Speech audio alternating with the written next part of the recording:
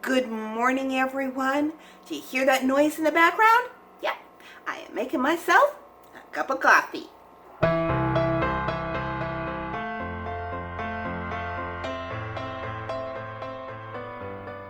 And I just got a call from Rick, and he is about 40 minutes from home. So yeah, I am going to take that time to sit down and enjoy this coffee. And then, yeah, I think I'm going to be making some jam today. The real question is, what kind of jam am I going to make? Because I haven't even decided yet. So anyways, I hope you want to join me for a little bit of my day, and I'll talk to everyone in just a little bit. Well, I just wanted to quickly bring you back because I just got a message from Rick saying that he's on his way home. And do you remember that cup of coffee that I made for myself? Yeah, I let it get cold. I had to rewarm it up in the microwave. I have just been running around because I forgot I stored my jelly jar, mason jars, down in the basement. So I had to start going through boxes because unfortunately I did not mark which box was what.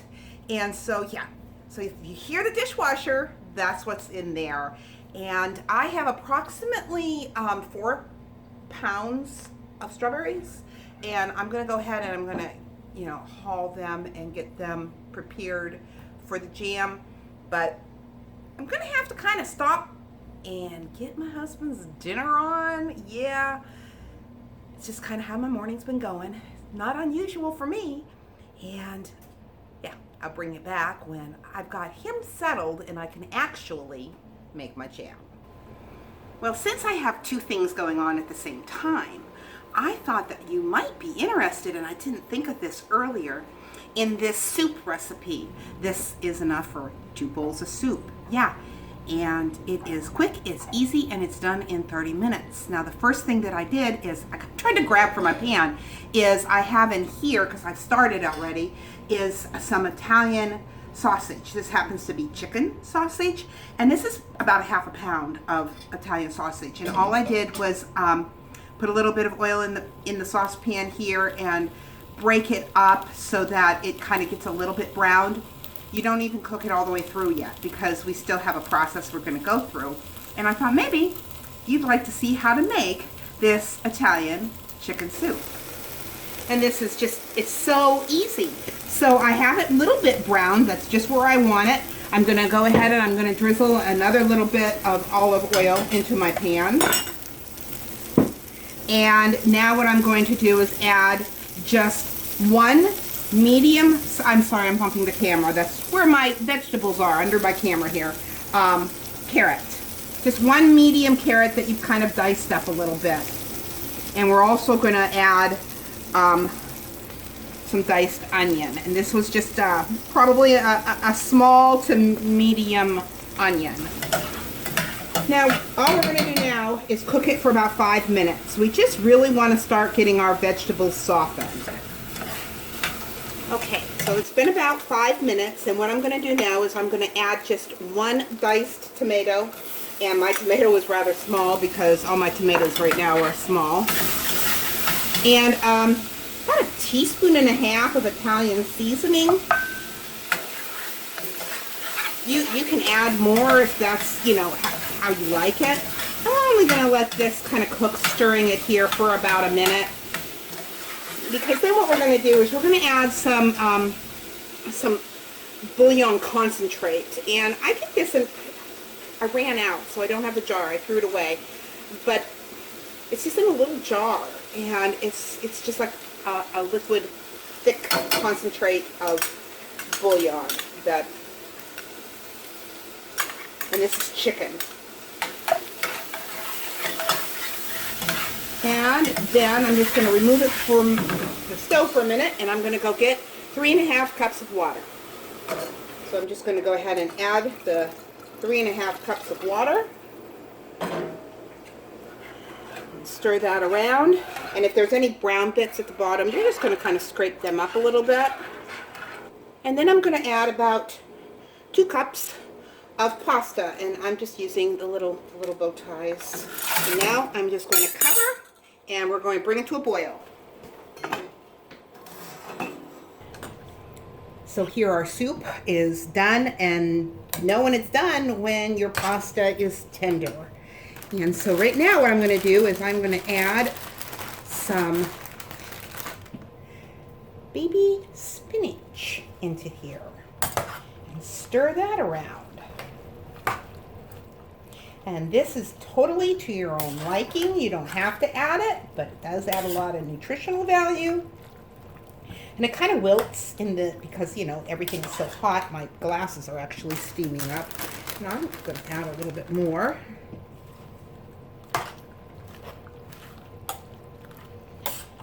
And I'm also going to add, if you have it, some fresh, like a couple tablespoons of fresh Parmesan. Otherwise, just the grated Parmesan is fine too. Mix that all up. Now, it's at this time the recipe says to add salt and pepper and some chili flakes. I don't add that. I let each of us add the amounts that we like ourselves into our soup. So that looks good to me, and I'm just going to go ahead and divide it into the bowls. You can see the cheese is nice and gooey as I slop it around.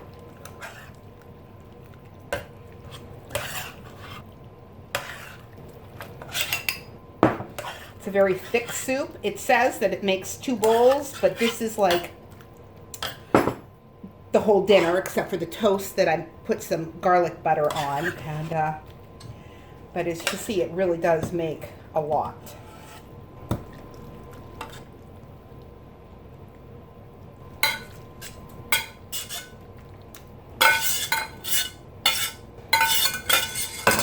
This made 2 very large bowls.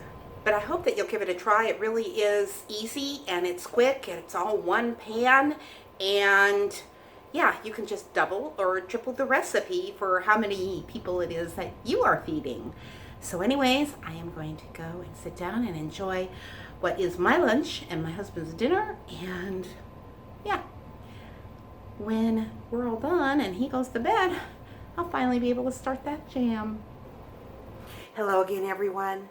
I thought I'd better bring you back quickly because I think I got a little sidetracked, just maybe a little bit distracted there, because what I thought was going to be a video about making strawberry jam, which, yeah, as you can see behind me, is finally done, even though it's like 6 o'clock in the evening now.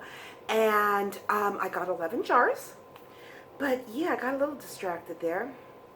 It ended up being about my Italian chicken soup.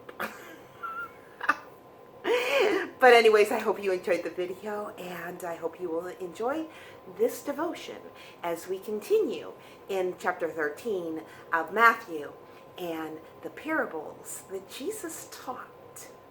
So I will talk to you in just a little while.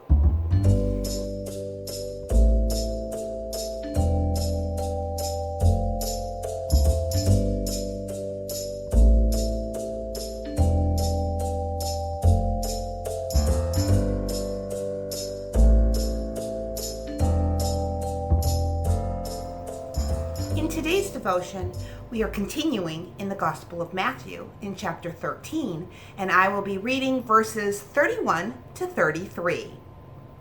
He presented another parable to them, saying, "The kingdom of heaven is like a mustard seed, which a man took and sowed in his field. And this is smaller than all other seeds, but when it is full grown, it is larger than the garden plants and becomes a tree, so that the birds of the air come and nest in its branches." He spoke another parable to them. "The kingdom of heaven is like leaven, which a woman took and hid in 3 pecks of flour until it was all leavened." Now, as we begin our study today, note again that parables are usually stories drawn from everyday life.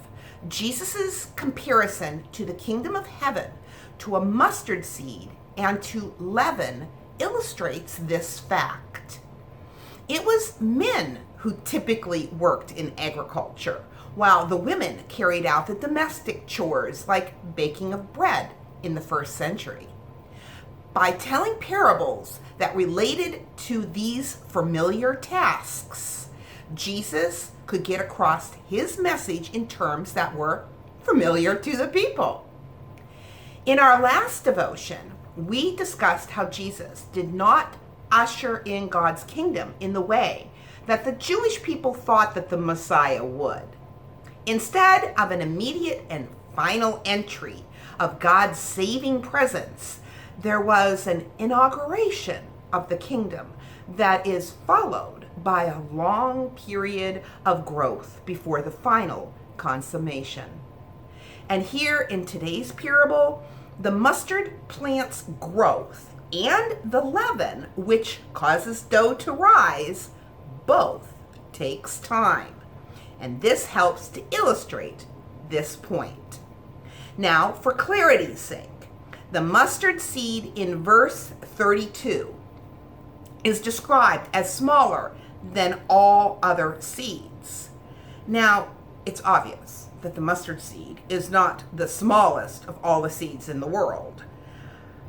But you see, Jesus is not making an absolute statement about the size of seeds. However, it was the mustard seed that was the smallest of the seeds that were most commonly used by the people who were listening to Jesus's teachings. And he used the mustard seed to make his point easy for them to grasp. Like the seemingly insignificant mustard seed, God's kingdom starts out small and all but hidden.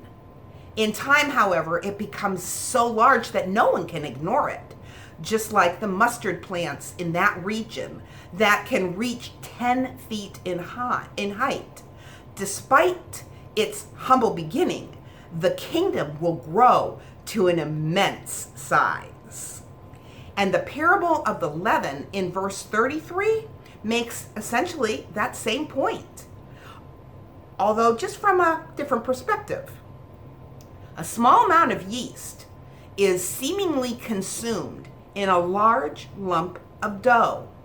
However, the leaven actually ends up permeating the flour, transforming the dough and making it rise. So too will the gospel. With slow growth at first, will penetrate and transform society. One church preacher from the 1400s wrote that the leaven, though it is buried, is not destroyed. Little by little, it transmutes the whole lump into its own condition. And this is what happens with the gospel as it's been spread throughout the whole world, but started in one tiny little region of the world. Matthew Henry reminds us that yeast works silently and incessantly, yet strongly and irresistibly. The kingdom of God works in a similar fashion. Though Christians often suffer and darkness looks overwhelming, the kingdom is growing nonetheless. Life happens. So let's consider, you and I, are we allowing the Lord's presence in us to permeate our world? God bless. I hope you enjoyed this. Really sorry about missing Tuesday. Oh, let me tell you, it wasn't easy not having the internet for nearly 4 days. But anyways, I just hope that you have a blessed weekend, and I will talk to you on Tuesday.